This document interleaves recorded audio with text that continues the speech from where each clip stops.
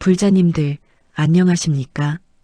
오늘 아침 혼자서 등산을 다녀오신 분이 계실 것입니다. 아무와도 약속하지 않고 그저 자신만의 시간을 위해 산길을 오르셨을 것입니다. 그리고 점심시간 혼자서 조용히 밥 한 그릇을 드시며 무엇인가를 생각하셨을지도 모르겠습니다. 어떤 분들은 이런 모습을 보며 안쓰럽다고 여기실지도 모릅니다. 친구도 없이 혼자서 등산하고 혼자서 밥을 먹는 모습이 외로워 보인다고 생각하실 수도 있습니다. 하지만 정말 그럴까요? 부처님께서는 이미 2500년 전에 우리에게 말씀하셨습니다. 진정한 행복과 평안은 다른 사람들과 함께할 때가 아니라 자신과 진실하게 만날 때 얻을 수 있다고 하셨습니다. 혼자 있는 시간, 그 고독의 시간이야말로 가장 소중한 보물과 같은 시간이라고 하셨습니다. 많은 불자님들이 혼자 있는 시간을 두려워하시거나 외로움으로 받아들이시는 경우가 있습니다. 특히 우리나라 사회에서는 혼자 있는 것을 좋지 않게 보는 시선들이 있지 않습니까? 혼자 밥 먹으면 왜 친구가 없느냐고 걱정하시고 혼자 여행하면 외롭다고 동정하시는 분들도 계십니다. 하지만 부처님의 가르침을 따라 살아가는 우리 불자님들은 이것을 다르게 바라볼 필요가 있습니다. 혼자라는 것은 외로움이 아니라 자유입니다. 혼자라는 것은 고독이 아니라 충만함입니다. 혼자라는 것은 결핍이 아니라 완성입니다. 오늘 이 시간 부처님의 말씀을 통해 혼자 등산하고 혼자 밥 먹는 것이 왜 진짜 복인지 그 깊은 의미를 함께 살펴보겠습니다. 부처님께서 우리에게 전해주신 4가지 소중한 가르침을 통해 고독한 시간의 참된 가치를 깨달아 보시기 바랍니다. 첫 번째로 부처님께서는 혼자 있는 시간이야말로 진정한 자아를 만나는 시간이라고 말씀하셨습니다. 법구경에 이런 말씀이 있습니다. 혼자서 앉아 있고 혼자서 누워 있으며 혼자서 걸어 다니면서 자신을 조복하는 수행자는 깊은 숲에서 홀로 즐거워한다. 이 말씀을 들으면서 많은 분들이 의문을 가지실 것입니다. 왜 부처님께서는 혼자 있는 것을 이토록 중요하게 여기셨을까요? 그 이유는 바로 우리가 진정한 자신과 만날 수 있는 유일한 시간이기 때문입니다. 생각해 보십시오. 우리는 하루 종일 얼마나 많은 사람들을 만나고 있습니까? 가족들과 함께 아침을 먹고 직장에서 동료들과 일하고 친구들과 저녁을 함께하고 이웃들과 인사를 나누고 있습니다. 이 모든 시간 동안 우리는 다른 사람들의 기대에 맞춰 살아가고 있습니다.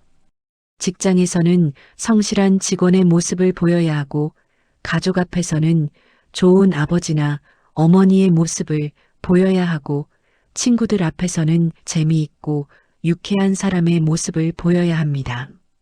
이렇게 하루 종일 가면을 쓰고 살다 보면 정작 진짜 내 모습이 무엇인지 잊어버리게 됩니다.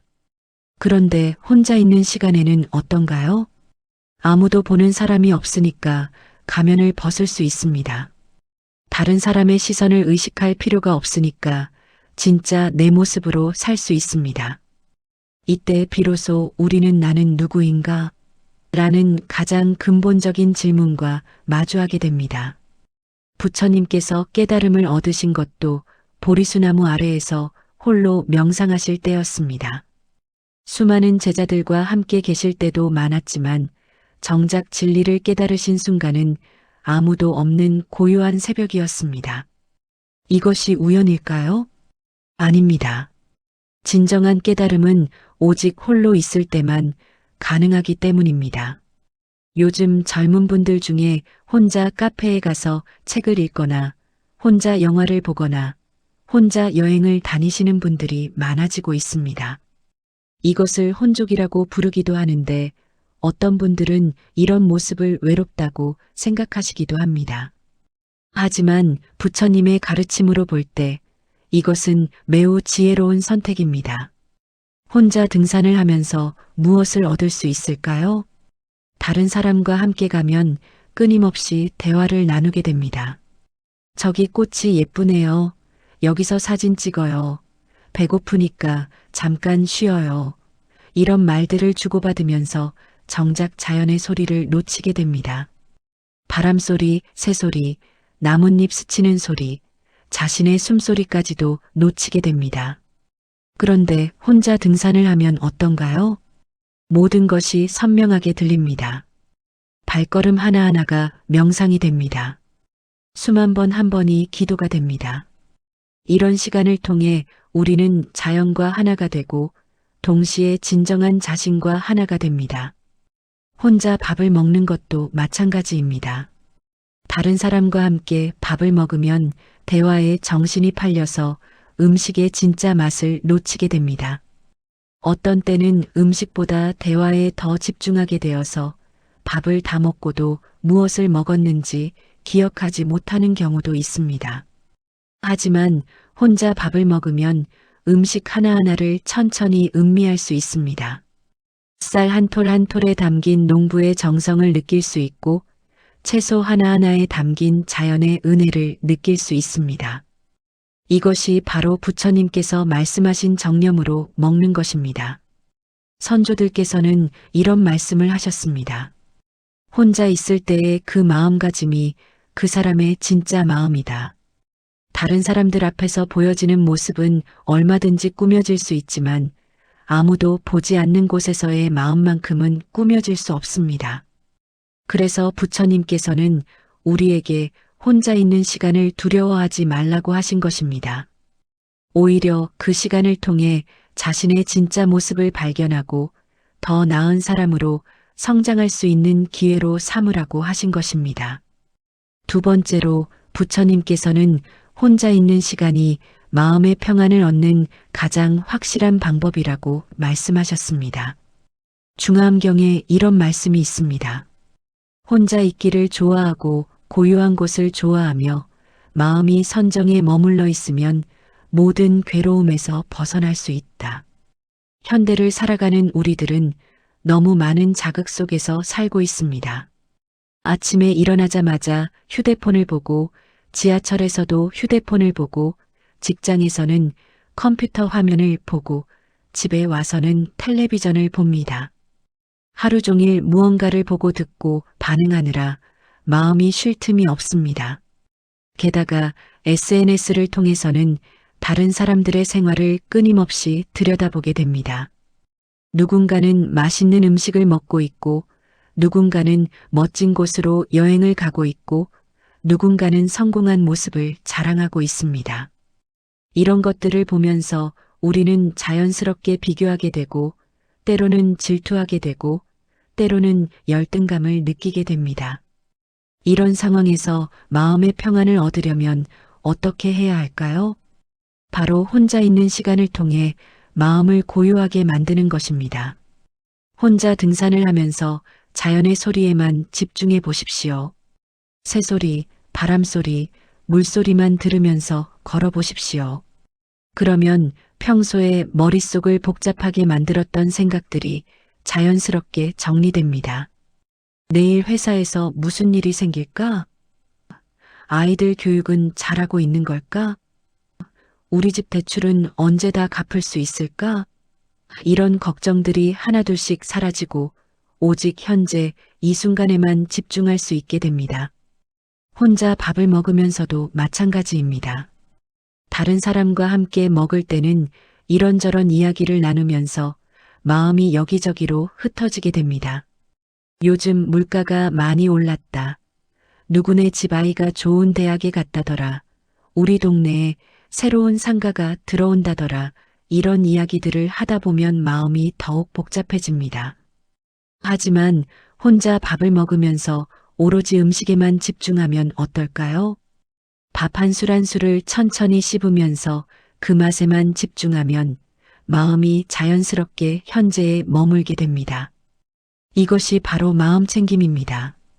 과거의 후회나 미래의 걱정에서 벗어나 오직 지금 이 순간에만 집중하는 것입니다. 조주선사께서 이런 말씀을 하신 적이 있습니다. 차를 마실 때는 차를 마시고 밥을 먹을 때는 밥을 먹어라. 간단한 말씀 같지만 깊은 뜻이 담겨 있습니다. 차를 마시면서 다른 생각을 하지 말고 밥을 먹으면서 다른 걱정을 하지 말라는 뜻입니다. 오직 지금 하고 있는 일에만 온전히 집중하라는 가르침입니다. 많은 분들이 명상을 어렵게 생각하시는데 사실 혼자 등산하고 혼자 밥 먹는 것도 훌륭한 명상입니다. 특별한 자세를 취하거나 특별한 주문을 외울 필요가 없습니다. 그저 지금 하고 있는 일에 온전히 집중하면 됩니다. 한번 실험해 보십시오. 혼자 등산을 하면서 걸음걸음마다 한 발, 두 발, 세 발하고 세어 보십시오. 또는 들숨, 날숨, 들숨, 날숨하면서 호흡에 집중해 보십시오. 그러면 평소에 복잡했던 머리가 맑아지는 것을 느낄 수 있을 것입니다. 혼자 밥을 먹을 때도 마찬가지입니다. 한 숟가락 한 숟가락 천천히 씹으면서 그 맛과 식감에만 집중해 보십시오. 이 밥은 어떤 쌀로 지었을까? 이 김치는 언제 담갔을까? 이 나물은 어떻게 조리했을까? 이런 것들을 생각하면서 먹어보십시오. 그러면 평소에 무심코 넘겼던 음식들이 얼마나 소중한 것인지 깨달을 수 있을 것입니다. 부처님께서는 이런 혼자만의 시간을 통해 마음이 고요해지면 자연스럽게 지혜도 생겨난다고 말씀하셨습니다. 복잡한 마음이 정리되면서 사물을 바라보는 눈이 맑아지고 올바른 판단을 할 수 있는 능력도 향상됩니다. 세 번째로 부처님께서는 혼자 있는 시간이야말로 진정한 자유를 누릴 수 있는 시간이라고 말씀하셨습니다.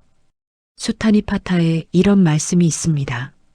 콧불소의 뿔처럼 혼자서 가라. 친구와의 사귐에는 애착과 두려움이 생기나니 걸림없이 홀로 가는 것이야말로 진정한 자유다. 이 말씀을 들으면 많은 분들이 오해하실 수 있습니다. 부처님께서 인간관계를 끊고 완전히 혼자 살라고 말씀하신 것은 아닙니다. 다만 다른 사람들과의 관계에 너무 의존하지 말고 혼자서도 충분히 행복할 수 있는 사람이 되라는 뜻입니다. 생각해 보십시오. 우리는 평상시에 얼마나 많은 제약 속에서 살고 있습니까? 친구들과 약속을 잡을 때도 서로의 시간을 맞춰야 하고 어디를 갈지도 의논해야 하고 무엇을 할지도 타협해야 합니다. 때로는 내가 정말 가고 싶은 곳이 있어도 친구들이 싫어하면 포기해야 하고 내가 정말 먹고 싶은 음식이 있어도 다른 사람들 입맛에 맞춰야 합니다. 이런 상황이 나쁘다는 뜻은 아닙니다. 사람은 사회적 동물이고 다른 사람들과 어울려 살아가는 것이 자연스러운 일입니다. 하지만 항상 다른 사람들에게만 맞춰 살다 보면 정작 내가 무엇을 원하는지 잊어버리게 됩니다. 혼자 등산을 하면 어떤가요? 내가 원하는 속도로 걸을 수 있습니다. 빨리 걷고 싶으면 빨리 걸으면 되고 천천히 걷고 싶으면 천천히 걸으면 됩니다. 어디서 쉬고 싶으면 바로 쉴 수 있고 사진을 찍고 싶은 곳에서는 마음껏 사진을 찍을 수 있습니다. 아무도 재촉하지 않고 아무도 불평하지 않습니다. 혼자 밥을 먹을 때도 마찬가지입니다. 내가 먹고 싶은 것을 먹을 수 있습니다. 매운 것을 좋아하면 매운 음식을 먹으면 되고 담백한 것을 좋아하면 담백한 음식을 먹으면 됩니다. 천천히 먹고 싶으면 천천히 먹을 수 있고 빨리 먹고 싶으면 빨리 먹을 수 있습니다. 다른 사람의 눈치를 볼 필요가 없습니다. 이런 자유로운 시간을 통해 우리는 진정한 자신의 취향을 발견할 수 있습니다. 아, 나는 이런 것을 좋아하는구나. 나는 이런 방식이 더 편하구나 하는 것들을 깨닫게 됩니다. 이것은 매우 소중한 발견입니다. 많은 사람들이 자신이 무엇을 좋아하는지 모르고 살아갑니다. 어릴 때부터 부모가 정해준 대로 살고 학교에서 정해준 대로 공부하고 회사에서 정해준 대로 일하고 사회에서 정해준 대로 생활하다 보면 정작 자신만의 취향이나 선호도를 발견할 기회가 없습니다. 그런데 혼자만의 시간을 가지면서 다양한 경험을 해보면 자신만의 독특한 취향을 발견할 수 있습니다. 어떤 사람은 새벽 등산이 좋다는 것을 발견하고 어떤 사람은 혼자 영화 보는 것이 좋다는 것을 발견하고 어떤 사람은 조용한 카페에서 책 읽는 것이 좋다는 것을 발견합니다. 부처님께서 출가하신 것도 이런 맥락에서 이해할 수 있습니다. 왕자로서의 삶, 남편으로서의 삶, 아버지로서의 삶에서 벗어나서 오직 자신만을 위한 시간을 가지신 것입니다. 물론 부처님의 경우는 모든 중생을 위한 더 큰 목적이 있으셨지만 그 출발점은 자신과의 진실한 만남이었습니다. 우리도 마찬가지입니다. 다른 사람들을 더 잘 사랑하고 더 잘 도우려면 먼저 자신을 제대로 알아야 합니다. 자신이 무엇을 좋아하고 무엇을 싫어하는지, 무엇에 기쁨을 느끼고 무엇에 괴로움을 느끼는지를 정확히 알아야 다른 사람들의 마음도 이해할 수 있습니다.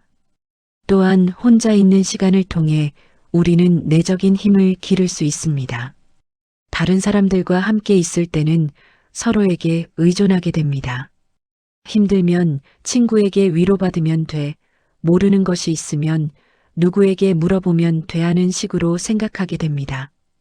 이것 자체는 나쁘지 않지만 너무 의존적이 되면 자립심이 부족해집니다. 하지만 혼자 있는 시간을 자주 가지면 어떻게 될까요? 모든 것을 스스로 해결해야 합니다. 길을 잃으면 스스로 찾아야 하고, 문제가 생기면 스스로 해결해야 하고, 외로우면 스스로 위로해야 합니다.